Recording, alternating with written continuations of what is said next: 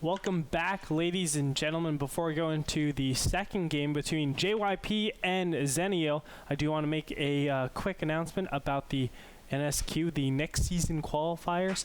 If you don't know already, you can go over to NASL.tv where you can find out more information about that. That's going to start February 9th, and a lot of awesome changes have happened. So let's go ahead and jump into the game right now. And actually, I'll talk about it a little bit.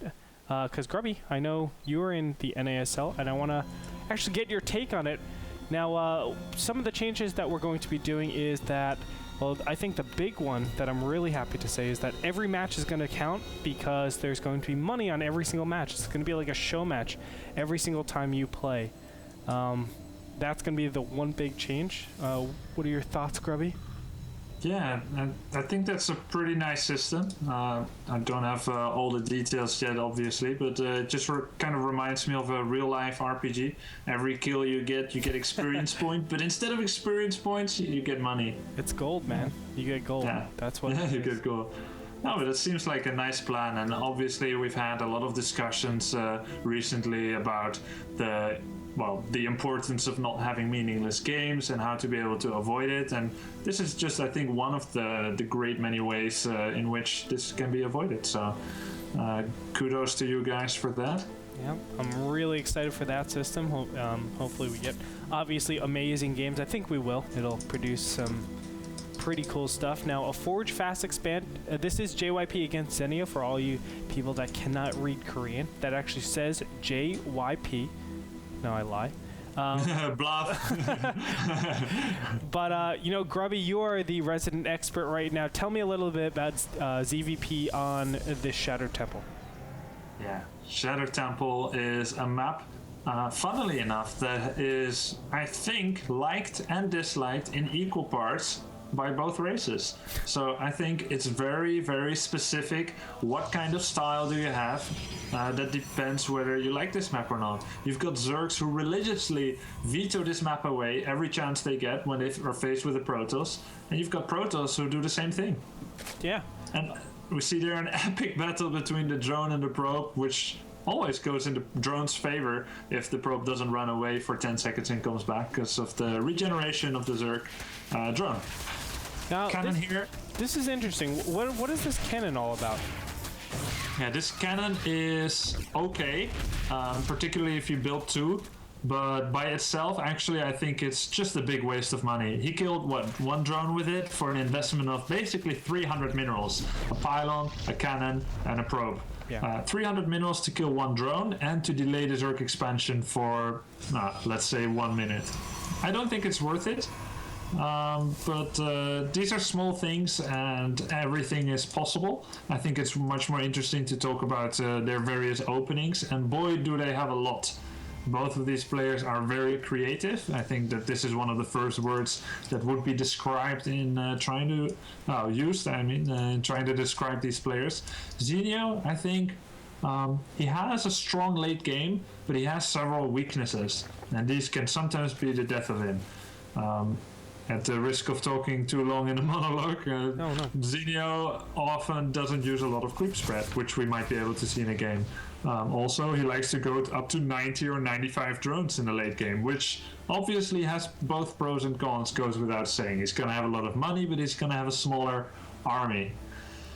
Yeah, that's going to force him at that endgame stage to start trading as much as possible. Obviously, when you're at that type of limit, you have normally a higher economy, so trades will work out because you always have those timings on your opponents.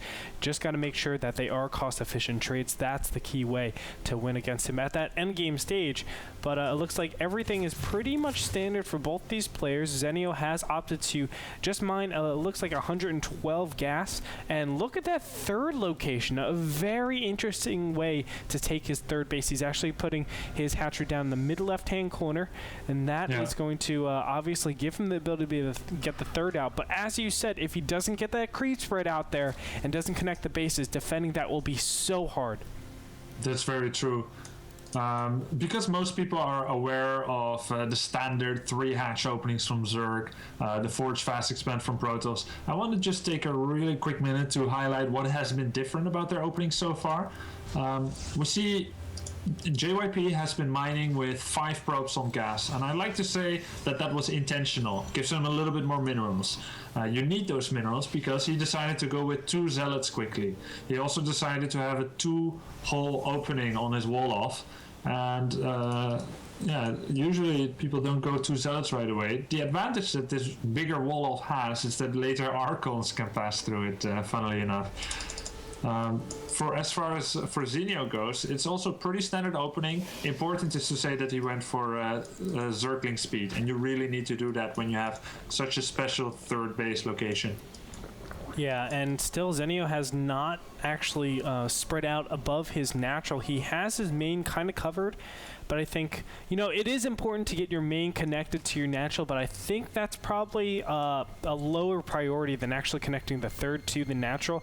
But yeah. I'm interested to see, I mean, a common way to actually circumvent this completely is be the aggressor, and then all of a sudden defending isn't even, you know, one of your opponent's defending isn't even an option. You don't have to worry about creep spread because you're always going to be the aggressor.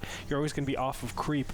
But so far we haven't seen that, and he's just going to put down a lot of spine and spore crawlers all over his bases. It looks like he's just preparing in case there is some sort of Void Ray play or Void Ray and Phoenix play. And that's another thing that Zenio does, which I think can be construed as a weakness. He always gets those premature spore crawlers, even if he has no reason to believe that there will be Dark Templars or Void Rays, but he likes to get them. But on the other hand, you can say that is also a strength, because he's going to be more cheese-proof against such units.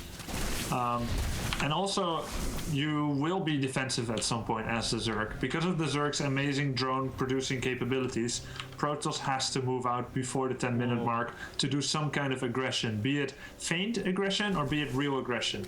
This is very semi-aggression. It's just 1 attack upgrade Zealots. They're going to be pretty amazing against Zerglings, but they're not going to be able to do very much against Roaches, Queens, or Spine Crawlers, which is what we're seeing right here. They're not going to be able to kill any single unit there. And Zenio's doing that nicely. He's not throwing away too much undue Zerglings there. A nice little Overseer is going to poke into the base of JYP and catch everything that's going on. He sees all the gateways that have come up. Additionally, the 2 more gateways that are in production. That puts him at a total of 7 gateways. So Zenio right now, he knows all he has to do is make units, defend against this big push, and he should be ahead based on the fact that he has his 3rd. The one thing that I will constantly go back to, though, is the creep spread. And does he have the ability to actually defend against both places? We're going to see in a little bit. Yeah, and I just wanna make a note of the fact that Zenio saw that there was a Twilight Council when there were about 5 gateways. He saw that very early, so he got a pretty good idea that there could be a blink timing attack coming. But usually it doesn't come that fast, so he was still able to drone. And I think this contributed to the fact that he went for a Hydralisk then, because Hydralisk are pretty good against Stalkers. Now, what did he see next? He saw 7 gateways, like you said. He doesn't know whether there is a 3rd or not, and usually 7 gateway plus Twilight means a 2-base timing attack. But you know what? It should have already come. And instead we see JYP getting those gateways for the potential to create army there. He didn't actually make maximum amounts of army out of those gateways. Wow. Yeah. He wanted to be safe with it, and in fact he went for a 3rd base. Very interesting way to actually do this. Now, of course, if Zenio kept up with the scouting and saw the bottom right-hand expansion, he should know that there is a little bit of timing. It looks like a small little contingency of Zerglings are moving over to that mid right-hand place to destroy the structural rocks. There's the big blink on the top left-hand corner, and this is the type of harass that I love to see, but a counterattack going into the natural right here. Sentries are caught a little bit. Can he actually get the force shield? Yes, he does. He's going to force shield out, but there's a ton of Roaches and Hydras over here, and this counterattack looks to be very, very powerful and very scary for JYP. And those Stalkers are not using that time to take down a hatchery. He has been very indecisive, much like we saw last game there with Puma. Stalkers were there but didn't do much and would have been much better used at home. He's losing his whole front of the wall, cannot make any more new Stalkers, cannot make any sentries, and now he's just morphing in some High Templar to become Archons. But that'll take a while, and he's taking massive amounts of losses. In the meantime, the Zerglings broke open the right side rocks and could very well go for a probe killing spree there. And the Stalkers, they met inside the middle of the map and fought roaches very unfavorably. Yeah, of course, even with the Blink Stalker micro, you don't want to have that happen at all. You want to keep the Stalker count up as high as possible, because you can get to a point where you just have so many Stalkers that your opponent can't do anything. But here, with these low numbers, it does favor the Roaches. The Roaches are cleaning up. The two Archons actually came into the battle, but they're going to get cleaned up a little bit here. Finally, Zenio's going to have to back up, but look at how many more units are streaming in. 53 to Spy to 157. This is going to be GG pretty soon. GG? Yeah.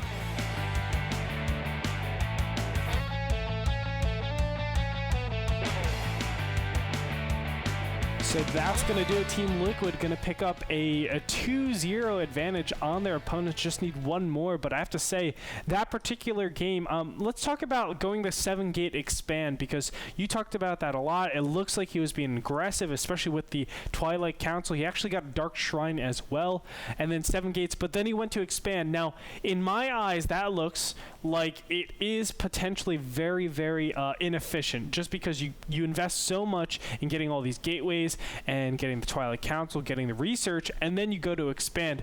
But you know, you got a kind of a different take from it, I think. Can you go into that a little bit more? Yeah, I think the key word you said there is inefficient. But to say what is my opinion on it, usually when I'm casting a game, I try to give as much respect to the player as possible, sure, because the game is not over yet, and the end game will really only be shown, I think, throughout the whole game. Like the plan of the game must be seen from seeing the game 100%. Looking back on it, theory-wise, yeah, 7 gate to go to 3 Nexus and then spending most of your money on chrono-boosted probes is not the most efficient way of going about it. What I'm most curious about is whether he felt like he wanted to go for a 2-base timing attack, but then he saw Spore Crawlers in Zenio's base, and he saw Roaches and Zerglings, and he was like, nah, I'm gonna expand instead. Because usually, if you want to go for an expand, you go with about a maximum of 5 gateways. To get that expand earlier, you will be sacrificing some safety. You could potentially get rushed to death, but at least if you survive, it's going to be worth it. Even if Zenio had chosen not to be aggressive this game, it still wouldn't have produced a very sizzling effect from JYP. He wouldn't like grow up in the macro department, in his supply and his income very, very quickly. So it was one of the most, I almost want to say one of the most safe builds, where he gets a lot of unit production, but still wasn't able to defend the rush. And I think even if those Stalkers on the left side had been at home, he wouldn't have had the correct army to take out those units, because there were already Hydralisks, there were Zerglings, and while Blink Stalkers are really, really effective in the offense, you don't generally get Blink in order to defend your base, because the moment you blink away, your buildings are going to get taken down. So that is not the most effective defensive unit. And I do want to mention that this does go a little bit towards Zenio's style. He does actually try to take map control through threatening your opponent, and that's exactly what we saw. I think JYP actually assumed that his opponent was going to go back and defend against the Stalkers rather than actually going directly up into the natural. He saw the 7 gateways, so he goes, okay, I know that you know that I've gone 7 gateways, so any pushes are going to be kind of, you know, risky, knowing that I have a lot of sentries, knowing I have a lot of Stalkers, things like that. So I think he was banking on his opponent going back, and that's where, instead of actually putting all of his income into units, he said, let me go ahead and get the Nexus, because theoretically it might be incorrect for him to actually push in. But of course, Zenio was the person that does push in. So those are like the really, really subtle mind games that I love to actually see. You know, it just didn't work out for JYP in that particular game. I'm positive that players of their caliber know exactly, you know, whether it's safe, whether it's not, that kind of stuff. So I think JYP was just rolling the dice a little bit, saying, okay, I know what you know, so let's go ahead and try to play it out and get a little bit greedier like this. Yeah, and I want to. I think you're totally right with that, and I just want to finish it off with saying that this game, there was some circumstantial stuff going on. Yeah, it was risky to move out with all the stalkers. Maybe he should have had a second observer in the middle to see any potential attacks coming up. But you can also contribute it maybe a little bit to bad luck. His army was caught out of position. He got attacked with less than half of his army strength at home. He didn't use the stalkers offensively. Even had he taken out one hatchery, it wouldn't have been game ending. Zenio would simply play off of 2 base or move to another hatchery. So some bad luck. Maybe he was shocked when Zenio scouted him and decided to veer away from his plans, like you said. So that being said, I mean, awesome analysis. Thank you, Grubby. It's a 2-0 victory for Evil Genius. Nope, Team Liquid right now over Evil Geniuses. We're going to go into game number 3, potentially the last game. It is game point for Team Liquid. We're going to go there after this break, so everybody stay tuned. More action coming your way.